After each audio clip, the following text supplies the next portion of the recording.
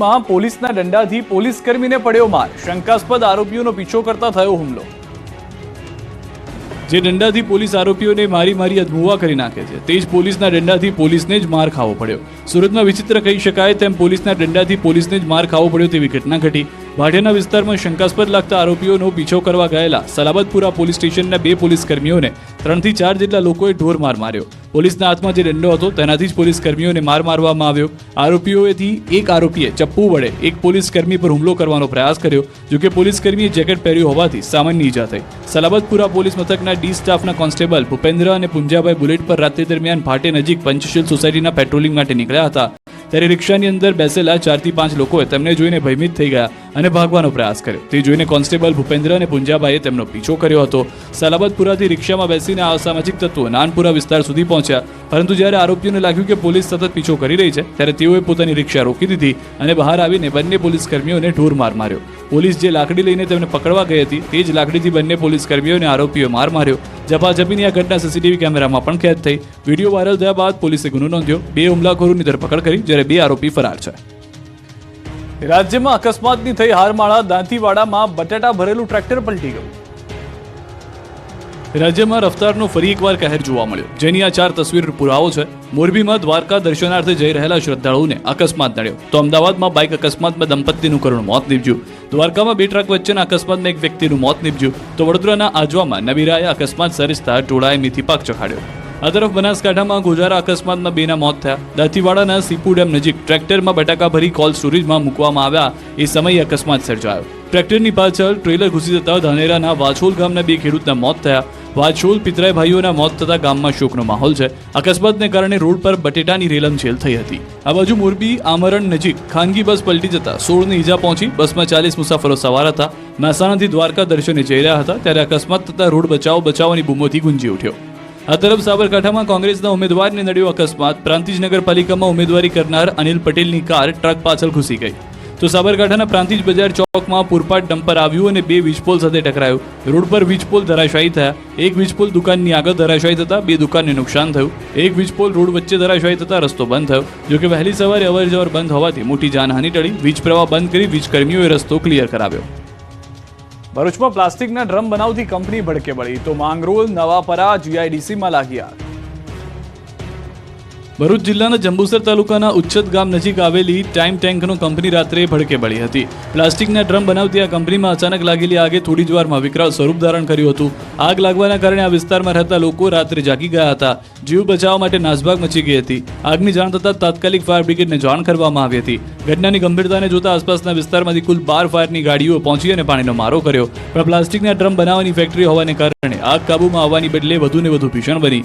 કાબુ મેળવવામાં ફાયર ફાઇટર્સને ભારે મુશ્કેલીનો સામનો કરવો પડ્યો। વહેલી સવાર સુધી પાણીનો મારો કરીને આગને કાબૂમાં કરી હતી।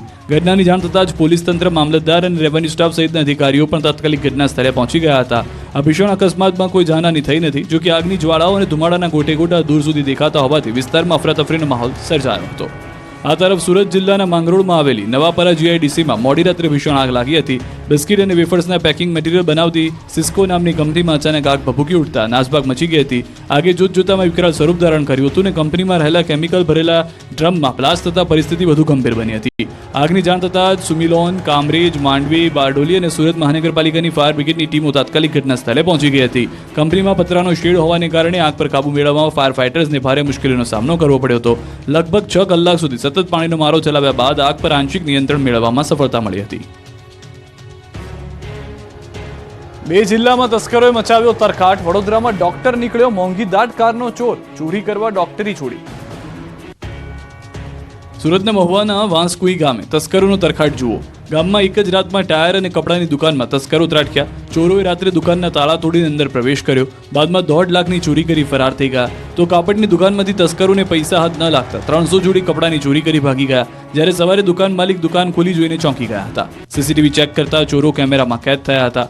આ તરફ વડોદરામાં માત્ર કારની ચોરી કરતી ગેંગ પોલીસને હાથે લાગી ગઈ। પોલીસે ડોક્ટર સહિત 3 ચોરની ધરપકડ કરી, સાથે જ 2 કાર, મોબાઈલ, રોકડ મુદ્દામાલ જપ્ત કર્યો, જેમાંથી એક આરોપી ડોક્ટર, એમ્બ્યુલન્સ ડ્રાઈવર છે।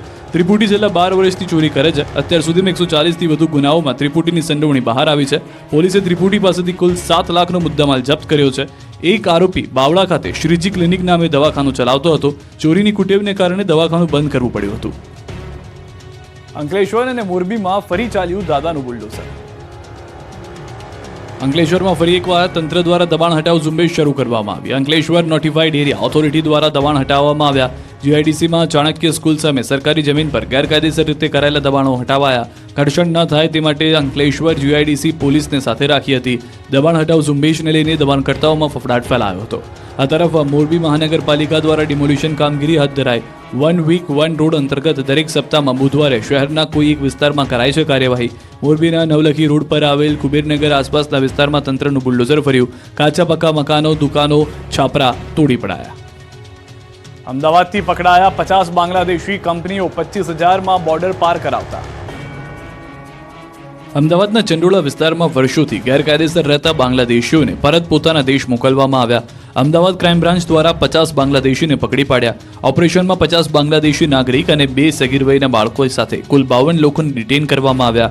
આ તમામ લોકો ભારતીય પુરાવા સાથે અહીંયા રહેતા હતા અને તેમાં પણ ખાસ કરીને મહિલાઓ સાથે શારીરિક શોષણ થતું હતું. ત્યારે એક સગીર સહિત 15 બાંગ્લાદેશીઓને ડિપોર્ટ કરવામાં આવ્યા, જ્યારે અન્ય 35ને પણ આ માસના અંતમાં અથવા માર્ચની 15 તારીખ પહેલા બાંગ્લાદેશ પરત મોકલવામાં આવશે. તપાસમાં સામે આવ્યું છે કે મોલમાં નોકરી અપાવવાના કહીને ત્યાંની કંપનીઓ દ્વારા રૂપિયા 25,000માં ભારતમાં ઘુસાડતા હતા અને ત્યારબાદ ગમે તે લોકોના ભારતીય આધાર કાર્ડ બની જતા હતા. ચંડોળા તળાવ નજીક બાંગ્લાદેશીઓ વસાહત બનાવીને રહેતા હતા. બાંગ્લાદેશી મહિલા અને સગીર કિશોરીને હ્યુમન ટ્રાફિકિંગ કરીને લાવી દેહ વેપારમાં ધકેલતા હોવાની પણ વિગત જાણવા મળી. એજન્ટ મોલમાં નોકરી આપવાનું કહીને મહિલાઓ પાસેથી વેપાર કરાવતા અને રૂપિયા એજન્ટ લઈ લેતા અને બાંગ્લાદેશ મોકલતા હતા. આ સાથે જ ખોટા દસ્તાવેજ બનાવવાના રેકેટનો પણ ખુલાસો થયો. 50 પૈકી 15 લોકોનો દેશ નિકાલ કરાયો છે. બાકીનાનો માર્ચ સુધીમાં દેશ નિકાલ કરાશે. દાહોદમાં વરરાજાને જીસીબીમાં જાન